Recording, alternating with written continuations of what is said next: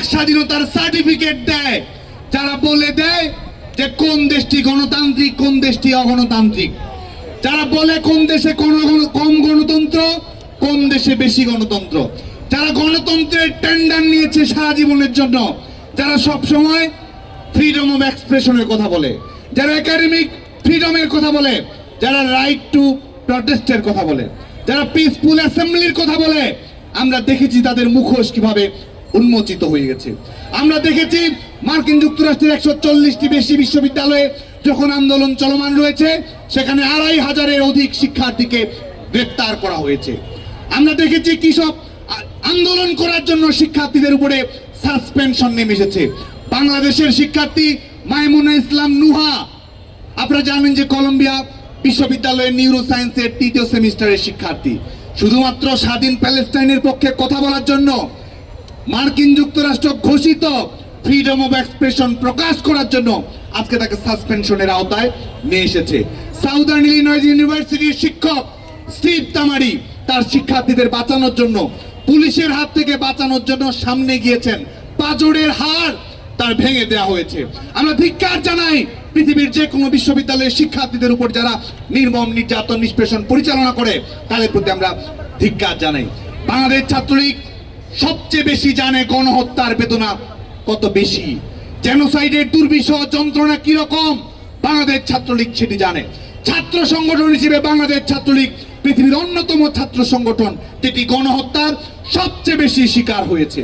আমরা সেই অভিজ্ঞতা থেকে জানি, সেই ইতিহাস থেকে জানি, সেই মর্মন্তুদ পরিণতি থেকে আমরা জানি এই যুদ্ধের বেদনা কত তীব্র। আমরা জানি স্বাধীনতার জন্য মানুষের আকাঙ্ক্ষা কত বেশি শক্তিশালী। সে কারণেই আমরা মানবতা বিরোধী অপরাধের বিচারের বিরুদ্ধে আমরা দেশে আন্দোলন গড়ে তুলেছিলাম। মানবতা বিরোধী অপরাধের বিচার আমরা নিশ্চিত করতে পেরেছি। আমরা মনে করি প্যালেস্টাইনে যারা আগ্রাসন পরিচালনা করছে, স্কুলে হসপিটালে যারা আক্রমণ পরিচালনা করছে, নারী এবং শিশুদেরকে যারা নির্বিবাদে হত্যা করছে, তারাও একই সঙ্গে ওয়ার ক্রাইমের অভিযোগে তারা অভিযুক্ত, তারাও মানবতা বিরোধী অপরাধের সঙ্গে সম্পৃক্ত। International court of crimes and ট্রাইব্যুনালে তাদেরকে বিচারিক প্রক্রিয়ার আওতায় এনে এই মানবতা বিরোধী বিচারের প্রক্রিয়া নিষ্পন্ন করতে হবে। গাজায় আমরা অবিলম্বে সিজফায়ার চাই, অবিলম্বে যুদ্ধবিরতি চাই এবং জাতিসংঘ এবং আমাদের নিরাপত্তা পরিষদের জরুরি প্রস্তাবের ভিত্তিতে আগ্রাসনবাদী শক্তি প্যালেস্টাইনের মানচিত্র যতটুকু দখল করেছে সেই দখলদার শক্তির কাছ থেকে আমরা প্যালেস্টাইনের নিরাপত্তা চাই, নিশ্চয়তা চাই, স্বাধীনতা চাই। আমরা অবাক বিষয়ে লক্ষ্য করেছি আমাদের এই আন্দোলনে, মার্কিন যুক্তরাষ্ট্রের আন্দোলনে আপনারা দেখেছেন যে ইহুদি শিক্ষার্থীরা কিভাবে সংহতি প্রকাশ করেছে। Jewish student for peace and justice, সেই ইহুদি শিক্ষার্থীরা প্যালেস্টাইনের স্বাধীনতার পক্ষে কথা বলেছে। কারণ স্বাধীনতার কোনো ধর্ম নেই, বর্ণ নেই, বৈষম্য বিরোধী মানবিক একটি পৃথিবীর জন্য পৃথিবীর তারুণ্য যে আন্দোলন করছে, সংগ্রাম করছে, সেই সংগ্রামে আমরা সংহতি জানাই। এবং আমাদের জাতির পিতা বঙ্গবন্ধু শেখ মুজিবুর রহমান যিনি উচ্চারণ করেছিলেন, আমাদের স্বাধীনতা অপূর্ণ থাকবে যদি না প্যালেস্টাইন স্বাধীনতা লাভ করে।